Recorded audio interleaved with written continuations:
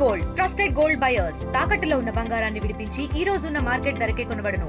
మరిన్ని వివరాలకు సంప్రదించండి 77107720.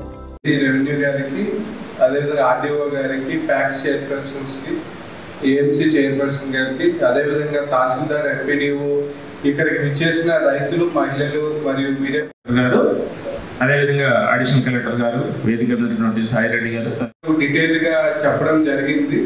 సో ముఖ్యంగా మనకి ప్రస్తుతం ఉన్న అంటే పాత 2020 యాక్ట్, కొత్త ఆర్ఓఆర్ యాక్ట్, ఈ రెండు చట్టాలకి ముఖ్యంగా డిఫరెన్సెస్ ఏమంటే, మనకి కొత్త చట్టంలో ఏదైతే ఈ సవరణలు అంటే ఇప్పుడు మనకి ఆన్లైన్ పహాణీలో ఏవైతే ఉన్నాయో అవి సవరణలు చేసుకునే విధంగా చట్టంలోనే మనకి ప్రొవిజన్ అనేది ఉంది.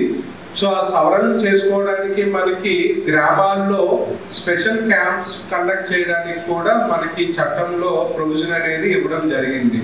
సో దీంట్లో భాగంగానే మనకి ప్రతి మండలంలోని ప్రతి గ్రామంలో కూడా ఈ రైతు సదస్సులు అనే కార్యక్రమం అనేది పెట్టుకుంటాము.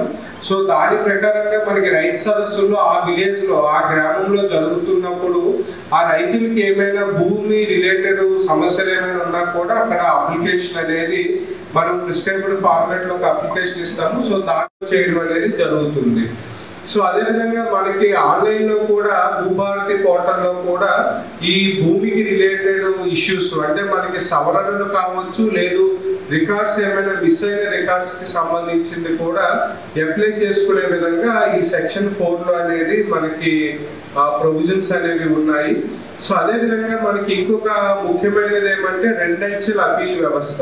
సో ఏదైతే మనకి సెక్షన్ 5 and 7 కింద తహసీల్దార్ మ్యూటేషన్ చేస్తారో, మనకి సెక్షన్ 5 లో 5 టైప్ ఆఫ్ ట్రాన్సాక్షన్స్ అంటే sale deed, gift deed, partition, మనకి మార్టిగేజ్ అండ్ ఎక్స్చేంజ్, ఈ 5 రకాల ట్రాన్సాక్షన్స్. అదేవిధంగా సెక్షన్ 7 లో సక్సెషన్ అండ్ విల్ డీడ్ అంటే వారసత్వము, వీలునామా, ఈ 2 రకాల ట్రాన్సాక్షన్స్ కి తహసీల్దార్ కి పవర్స్ ఉన్నాయి. సో ఈ 2 సెక్షన్స్ లో తహసీల్దార్ చేసే మ్యూటేషన్స్ లో ఏమైనా రైతులు అన్యాయం జరిగింది అనుకుంటే రెండంచెల అపీల్ వ్యవస్థ మనకి మ్యూటేషన్ జరిగిన 60 రోజుల్లోగా ఫస్ట్ అపీల్ అనేది ఆర్డీఓ కోర్టులో, ఆర్డీఓ డిస్పోజ్ చేసిన తర్వాత కూడా న్యాయం జరగలేదు అనుకుంటే 30 రోజుల్లోగా కలెక్టర్ దగ్గర అపీల్ చేసుకునే విధంగా రెండంచెల అపీల్ వ్యవస్థ అనేది ఉంది. డీటెయిల్స్ అవి ఎంటర్ చేస్తే ఆటోమేటిక్ గా మనకి డీడ్ అంటే దస్తావేజ్ అనేది కంప్యూటర్ లోనే జనరేట్ అయి వస్తుంది. సో ఇప్పుడు ఈ కొత్త చట్టంలో ఆ అవకాశం ఉంచుతూ మీరు ఓన్గా ఏమైనా దస్తావేజ్ రాసుకొని వెళ్ళినా కూడా దాన్ని రిజిస్ట్రేషన్ చేసే విధంగా మనకి చట్టంలో పొందుపరిచారు.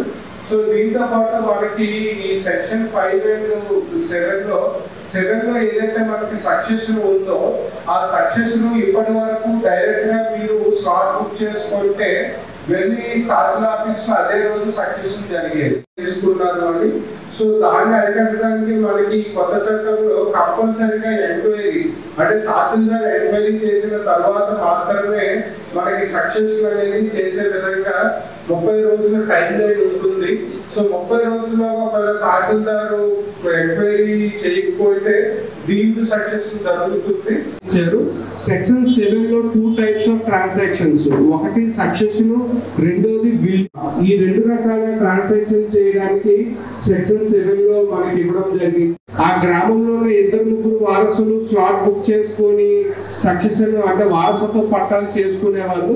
బట్ దాని వల్ల చాలా ఇబ్బందులు వచ్చాయనే ఉద్దేశంతో కొత్త చట్టంలో ఈ వారసత్వ పట్టా చేయడానికి అది వీలునామా చేయడానికి తహసీల్దార్ అనేది కంపల్సరీగా ఎంక్వైరీ చేసి 30 రోజుల్లోగా డెసిషన్ తీసుకోవడం అనేది ఉంటుంది.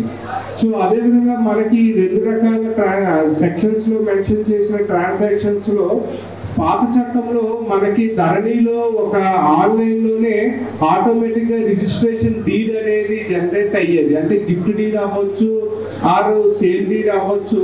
మీరు డీటెయిల్స్ ఎంటర్ చేస్తే అంటే కొనుగోలుదారుడు, అమ్మకదారుడు లేదా డోనరు, డోనీ ఆ details and land details enter చేస్తే ఆ డీడ్ అనేది ఆటోమేటిక్ గా జనరేట్ అయ్యేది. బట్ కొత్త చట్టంలో ఏమంటే మీరు ఓన్గా ఒక దస్తావేజ్ రాసుకొని వచ్చినా కూడా దాన్ని రిజిస్ట్రేషన్ చేసే విధంగా మనకి కొత్త చట్టంలో ఆ ప్రొవిజన్ ఇవ్వడం జరిగింది. మనకి ఏదైతే సెక్షన్ 7లో సక్సెషన్ ఉందో ప్రీవియస్ గా తహసీల్దార్ అనేది ఎంక్వైరీ చేయకుండా ఇచ్చేవాళ్ళు. అంటే స్లాట్ బుక్ చేసుకుని తహసీల్ ఆఫీస్ కి వెళ్తే ఇమీడియట్ గా సక్సెషన్ జరిగేది.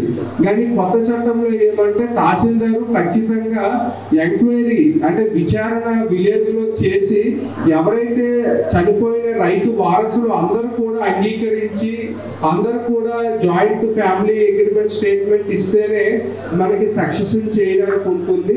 ప్రీవియస్ గా ఏమంటే ఒక రైతు ఆర్డీఓ దగ్గర అప్పీల్ చేసుకోవచ్చు. ఆర్డీఓ జడ్జిమెంట్ ఇచ్చిన తర్వాత కూడా ఒకవేళ సాటిస్ఫై కాకపోతే జడ్జిమెంట్ ఇచ్చిన 30 రోజుల్లోగా కలెక్టర్ దగ్గర సెకండ్ అప్పీల్ అనేది చేసుకోవచ్చు. ఈ విధంగా 2 స్టేజెస్ అంటే 2 అంచెల అప్పీల్ వ్యవస్థ అనేది ఈ కొత్త చట్టంలో పొందుపరిచారు. సో అదే విధంగా మనకి సెక్షన్ 6 and 8లో ఆర్డీఓకి పవర్స్ ఉన్నాయి. లో చాలా మంది రైతులు సాధారణ అప్లికేషన్స్ అప్లై చేసుకున్నారు. కానీ పాత చట్టంలో ఈ సాధారణ క్రమబద్ధీకరణ అనేది లేదు. అందువలన హైకోర్టుకి అప్రోచ్ కొంతమంది అయ్యారు. సో హైకోర్టు కూడా స్టే ఆర్డర్ ఇవ్వడం జరిగింది. కానీ కొత్త చట్టంలో సాధారణ క్రమబద్ధీకరణ అనేది మెన్షన్ చేశారు. కాబట్టి ఈ చట్టంలో ఈ సెక్షన్ మనకి డిఫరెంట్ సెక్షన్స్ లో జరిగే ట్రాన్సాక్షన్స్ అంటే సేల్ డీడ్ కానీ గిఫ్ట్ డీడ్ కానీ సక్సెస్ ఏది చేసినా కూడా ఆ డాక్యుమెంట్ కి సర్వే మ్యాప్ అనేది అటాచ్ చేయడం అనేది ఫ్యూచర్ లో అంటే ఇప్పుడు అది కంపల్సరీ కాదు, బట్ ఫ్యూచర్ లో గవర్నమెంట్ త్రూ నోటిఫికేషన్ అది కంపల్సరీ చేయొచ్చు. అంటే మనకి దస్తావేజ్లో ఒకవేళ మీరు 400 square yards ల్యాండ్ కొంటే ఆ దస్తావేజ్లో మెన్షన్ చేస్తారు డైమెన్షన్స్, అది ఆ షేప్ ఎలా ఉంది, లెంత్ ఎన్ని ఫీట్లు, విడ్త్ ఎన్ని ఫీట్లు అనేది డీటెయిల్స్ మెన్షన్ చేస్తారు. సో అదే విధంగా మనకి వ్యవసాయ భూములకి రిజిస్ట్రేషన్ చేసుకున్నప్పుడు కూడా ఆ సర్వే మ్యాప్ అనేది అటాచ్ చేయడం అనేది ఫ్యూచర్ లో మనకి కంపల్సరీ చేయడానికి కూడా ఈ చట్టంలో ప్రొవిజన్ అనేది ఇవ్వడం జరిగింది. సో వీటితో పాటు భూదార్ అనేది కూడా మనకి ఏ విధంగా అయితే ప్రతి మనిషికి ఒక ఆధార్ నెంబర్ ఉంటుందో ఒక యునిక్ నెంబర్ ల్యాండ్ పార్సల్ కి ఉండే విధంగా మనకి చట్టంలో ఉంది. సో అది కూడా భూదార్ అనేది కూడా మీకున్న ల్యాండ్ పార్సల్స్ కి ఈచ్ ల్యాండ్ పార్సల్ కూడా ఒక యునిక్ నెంబర్ అనేది ఇవ్వడం జరుగుతుంది. తెలుస్తుంది కానీ అతనికి ఆ భూమి ఎలా వచ్చింది, ప్రీవియస్ ఇయర్స్ పహానీస్ వచ్చిన ఈ రికార్డ్స్ అన్ని మెయింటైన్ చేసే విధంగా ఈ సెక్షన్ లో పొందుపరిచారు. మనకి సెక్షన్ 13 ప్రకారంగా ఇనీషియల్ గా ప్రతి జిల్లాలో ఒక పైలట్ మండలంలో ఈ రైతు సదస్సులు జరుగుతాయి. తరువాత ప్రతి మండలంలో ఉన్న అన్ని గ్రామాల్లో కూడా ఈ రైతు సదస్సులు జరిగే విధంగా మనకి షెడ్యూల్ అనేది ఇవ్వడం జరుగుతుంది. సో ఆ రైతు సదస్సుల్లో ఎప్పుడైతే మీ గ్రామంలో జరుగుతుందో అప్పుడు ఈవెన్ ఇండివిజువల్ గా ఏమైనా ఇష్యూస్ ఉన్నా కూడా అక్కడ మీరు అప్లికేషన్స్ ఇవ్వచ్చు. అంటే ఇప్పుడు వరకు మనకి ఏదైనా ఇష్యూ ఉంటే ఓన్లీ ఆన్లైన్ ద్వారానే అప్లై చేసేవాళ్ళు. సో ఆన్లైన్ ద్వారా అప్లై చేస్తేనే డిస్పోజ్ చేసేవాళ్ళు. బట్ ఇప్పుడు ఏమంటే ఈ రైతు సదస్సులో మీరు ఫిజికల్ కాపీస్ అంటే ఏదైతే సమస్య ఉందో అది మనకు ప్రొఫార్మా ఇవ్వడం జరుగుతుంది. మీకు దాంట్లో అప్లికేషన్ ఫిల్ చేసి ఇస్తే సో వాటిని వెరిఫై చేసి ఆ సమస్యని డిస్పోజ్ చేసే విధంగా కూడా ఈ కొత్త చట్టంలో ప్రొవిజన్ అనేది ఇవ్వడం జరిగింది. హెడ్ క్వార్టర్ లో ఇది కండక్ట్ చేస్తూ ఉన్నాము.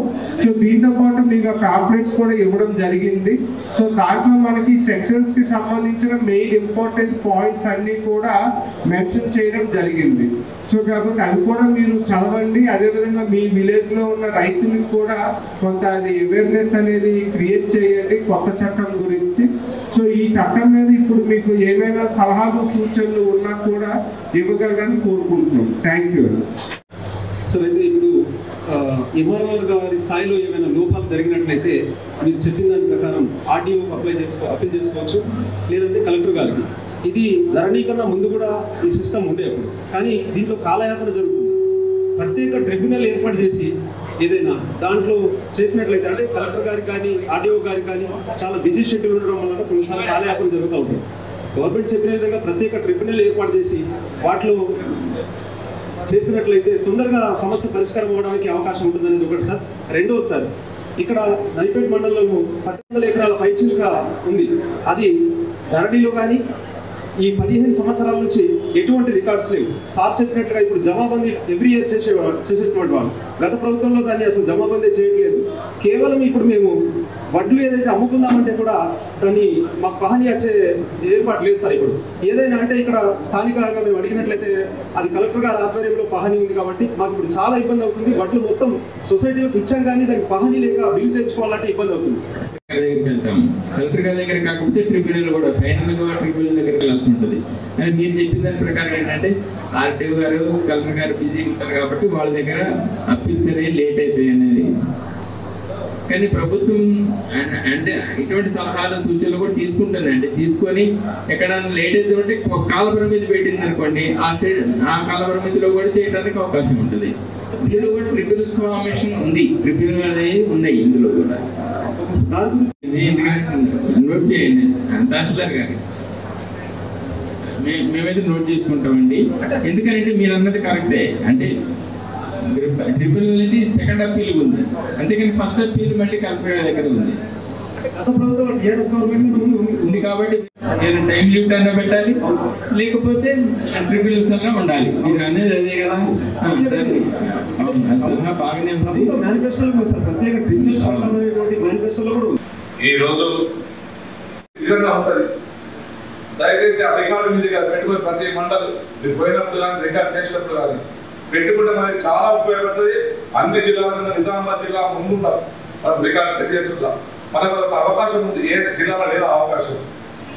కాబట్టి నేను ఇక్కడ పెద్ద ఉన్నారు, మీరు మేము రైతులు అందరూ రాజకీయ నాయకులు రైతులు అధికారులు కలిసి ఇది.